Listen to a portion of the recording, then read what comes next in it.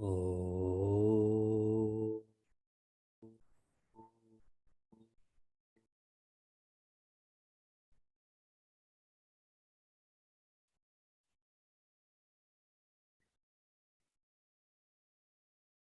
Oh.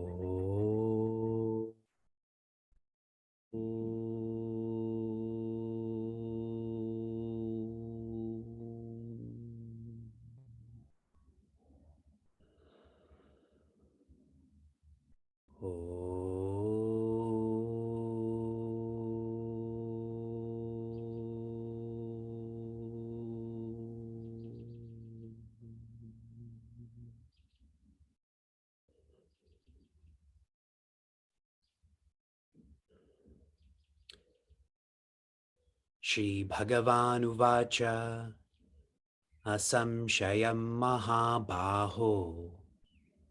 Shri Krishna is supporting Prince Arjuna in an active way. Mano Durnigraham Chalam. The mind is difficult to control because of its restlessness. The fuller analysis of this restlessness, I'm going from source to symptom. This restlessness starts with avidya. In English, separation. This gets expressed as vasanas. In English, smallness. This gets expressed as eshanas. In English, sadness. This gets expressed as vrittis. In English, stress. And this gets expressed as karma. In English, stuckness, being stuck. So from avidya, through the causal body, to the intellect, to the mind, to the body. So when we analyze the mind, understand there's a source to why the mind is like this, and there's more. There's a symptom also. What are we supposed to do? Abhyasena tu kaunteya. Practice. Yesterday I shared that a thinker has shared one requires 10,000 hours of practice to become an expert in an objective field. Since we're exploring a subjective field, that 10,000 hours is simply indicating steadiness. Be steady in any and all practices you engage in. Here, naturally, contemplation. What will happen then, that steadiness will create sincerity. When one is sincere, then this no longer becomes time-based. If you reflect on the relationships in your lives, it may have started as time-based. I've known this friend for 5 years. But if another friend is more sincere, then you feel closer to them, irrespective of time. But you don't get to that sincerity without that steadiness. So that is one of the first facets of practice. More deeply, practice in this verse means reflect.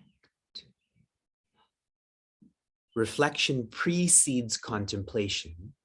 So Shri Krishna is sharing with Prince Arjuna why contemplation, the process, is difficult for you because you're not prepared enough. Reflection or manana is needed. Reflect on what is desire. Desire is a plan to create joy. That doesn't make any sense. In our culture, when you study a sacred science, there's always a pratipaksha. There's always another vantage point. Like interacting with people, there's always two sides to every story. When we engage in desires, we only see the positive standpoint. I will get to eat this. I will get to go there. But we have to reflect, if I eat this, what will happen to my body? If I go there, it took me so much of time and so much of effort, but what do I get out of it? Such a reflection will quell our desires. Later on in Bhagavad Gita, in chapter 13, Shri Krishna will share dukkha dosha anudarshana. Anudarshana means have the vision. Dosha, the fault, the weakness. Dukkha, that all that we experience externally, have the vision that there's a fault in all of these experiences. They can only bring us dukkha and not sukha. If one practices vairagena cha grihyate, this practice will nurture vairagya, which means independence. Will nurture the strength to direct the mind. The mind is uncontrollable right now. I have to direct it. Most practically, what this is felt like, the more you reflect, the less likes and dislikes you will have. Vairagya, in a technical sense, means viraga, without likes, which also means without dislikes. When you have less likes and dislikes, that's at the mental level, it's like it's checked off. Now you can work on that which is deeper, which is desires at the intellectual level. So start with likes and dislikes, then deepen that to changing your desires from dukkha to sukha. Then the ego can engage in contemplation. Everyone remembers who is the contemplator? It is the ego. But if I'm stuck on the coverings of the ego, mind, intellect, I can never get to this enemy. Summarizing this before we continue, Pujaswami Chinmayananda's writings, most beautiful. Let us analyze life, question its experiences, argue with ourselves, and note carefully how much we put into life and how much we gain from life as a return. When we become aware of the deficit balance each time, we, of necessity, shall start inquiring how our life can be more profitably reorganized so that our entire coffers of joy and happiness can be replenished to the brim. Soon, the study of the Shastras will follow, which will give us an inkling into the wonders of the moral life, the wisdom of the ethical values, the joys of self-control, the thrills of growth, and the suffocation of the egocentric little life.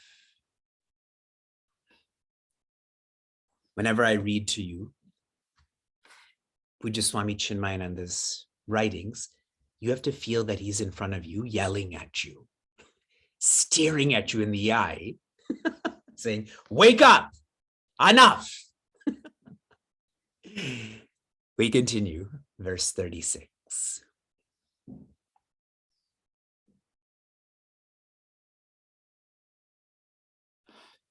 Asamyatatmana yogaha dushprapa iti me matihi vashyatmana tu yatata shakyo vyaptum upayataha.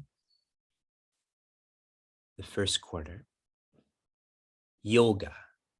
In this context, dhyana. Atmana, that means our inner world. Yatatmana, our inner world that is being directed. Samyatatmana, our inner world that is being directed well. And tell me, what does that prefix A do to all of that?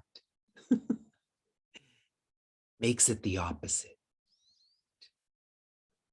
For the one whose inner world is not directed well, contemplation is not possible. Dushprapa iti me matihi. And Shri Krishna personalizes this. He says, I feel. Even though he's the author of this science, but he's personalizing this to Prince Arjuna. I feel. Dushprapa, one cannot succeed. One cannot feel contentment. Every one of us already knows this. That if I don't live in a disciplined way, how can I practice contemplation? Yet, most of us don't want to admit this. We feel we are an exception, that I can live in an indisciplined way, yet still be able to contemplate. I describe this as someone who's living life passively. They like to look at Bhagavad Gita. They like Bhagavad Gita, but they don't want to live Bhagavad Gita. I reference to all of you with social media about how much it's about looking and liking, but not living. Being more specific about this, how many of you, when you practice contemplation, you find yourself to be drowsy? By show of hands, that you actually sleep? A lot. If you're sleepy, what should you do? Sleep more, then contemplate. But that means you have to sleep early. Then I can't do that. I'm an exception. See the hypocrisy. Sleep more if you want to practice contemplation. Otherwise, obviously, you're going to be drowsy.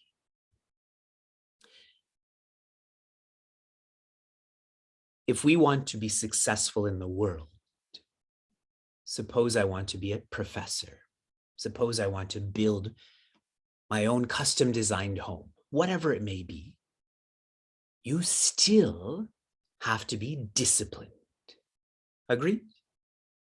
Think of the teams that are trying to qualify for the World Cup in Qatar. Their whole lives, they have to practice playing football or soccer to make a national team, to make it to an international tournament. Now that's for football. We're talking about infinity. A student, one of you had asked, how do you make the shift from being focused on external security to being focused on internal security? And I shared with her, we need to know more about internal security, know more about Atma, Bhagwan, and to know less about external security, bank accounts and assets. Just think, where are your thoughts going? If it's towards external security, you're never going to feel internally secure. We know this.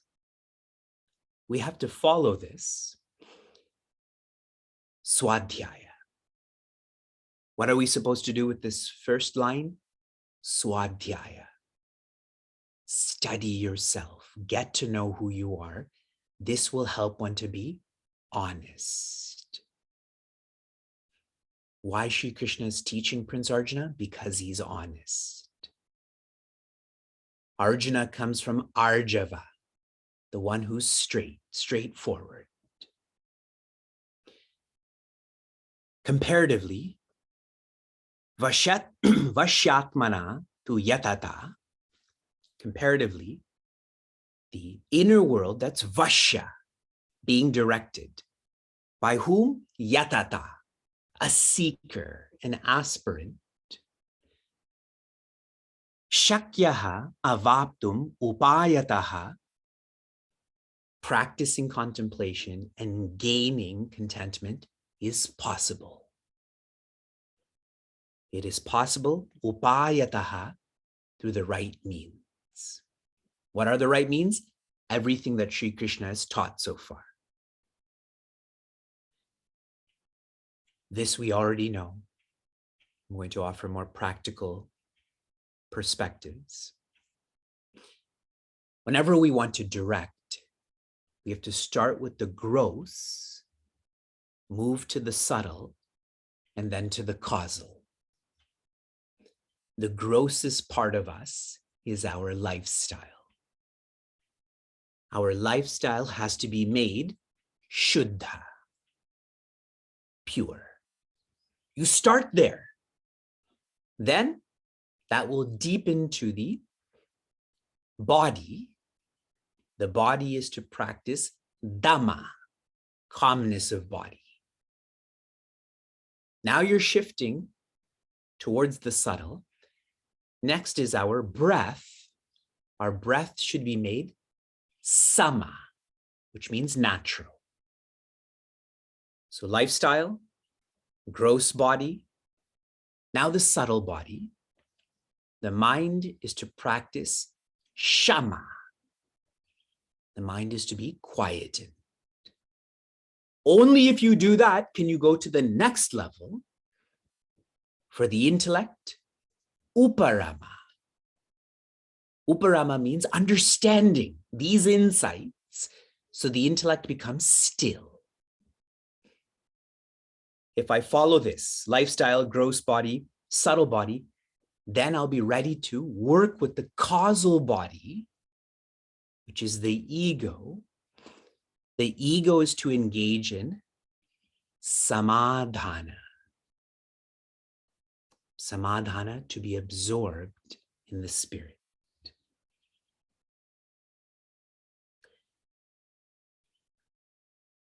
Sharing more with all of you before we practice.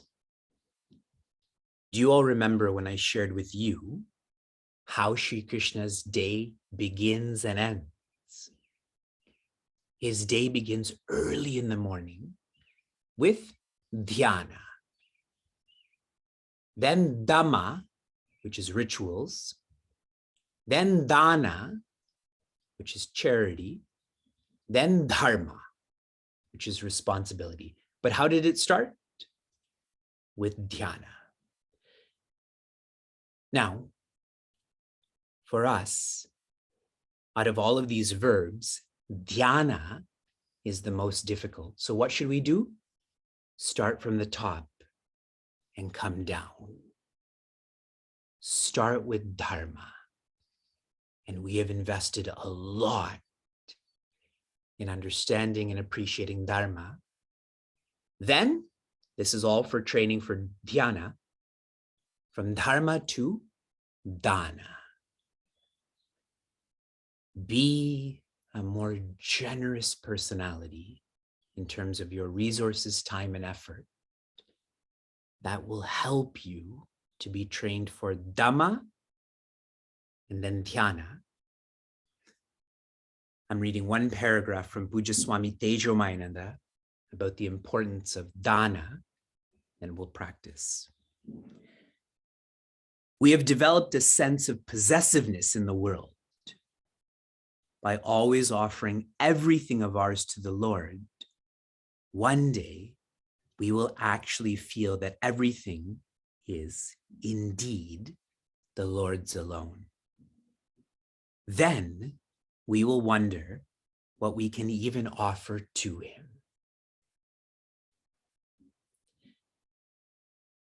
Shanti, Shanti, Shanti.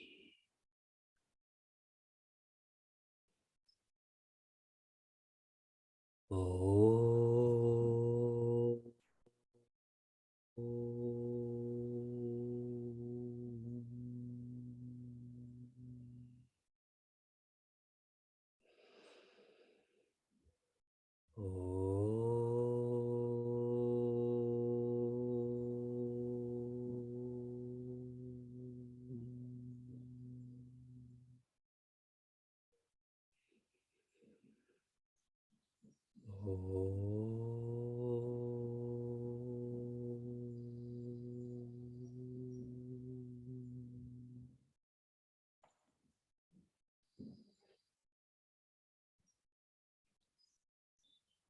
Appreciate, relax, enjoy, chant, inquire.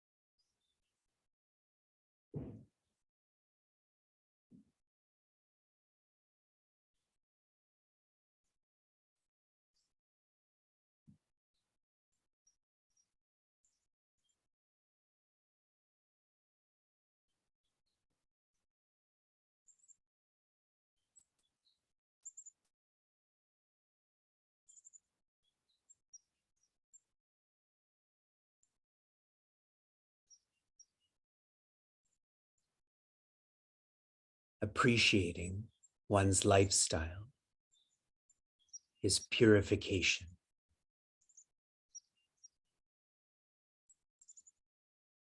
Relaxing, enjoying, chanting, inquiring is preparation.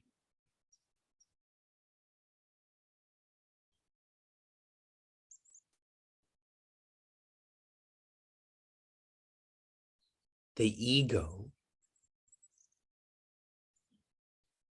in one motion, separates. Earlier, I used the word avidya,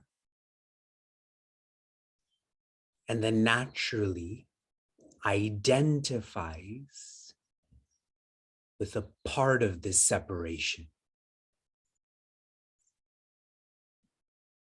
Earlier, I used the word vasana, or smallness.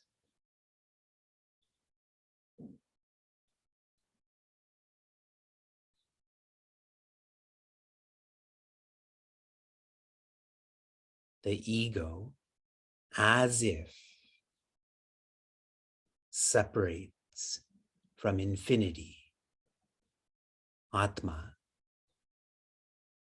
and identifies with all that is not infinite. That's the word anatma.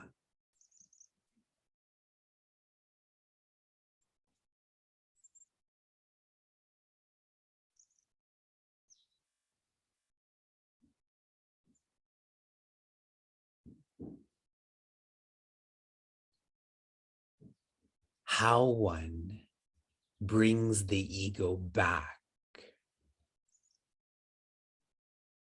to Atma, back to infinity, is to observe.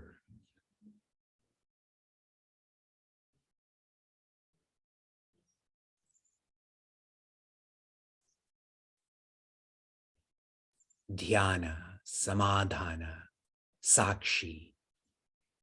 These are all different words for observe the identification, which will lead one to observing the separation,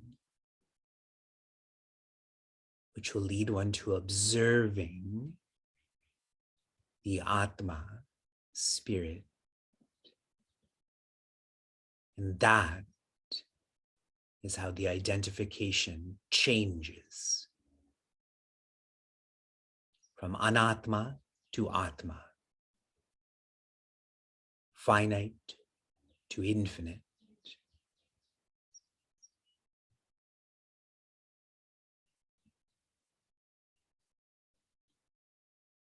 Practice observing all that is happening outside of the body.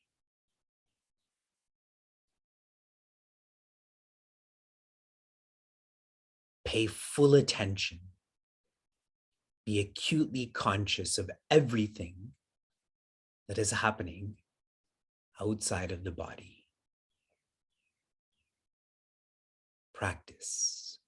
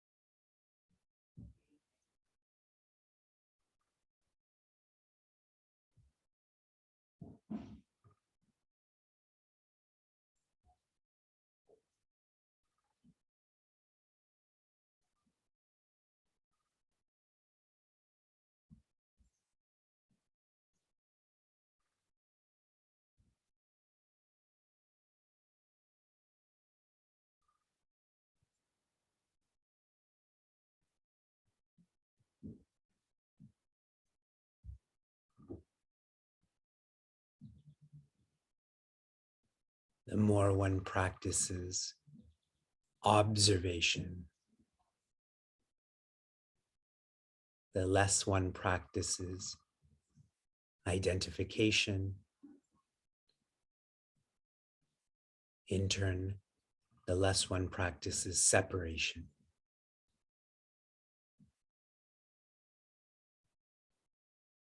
Observe your lifestyle.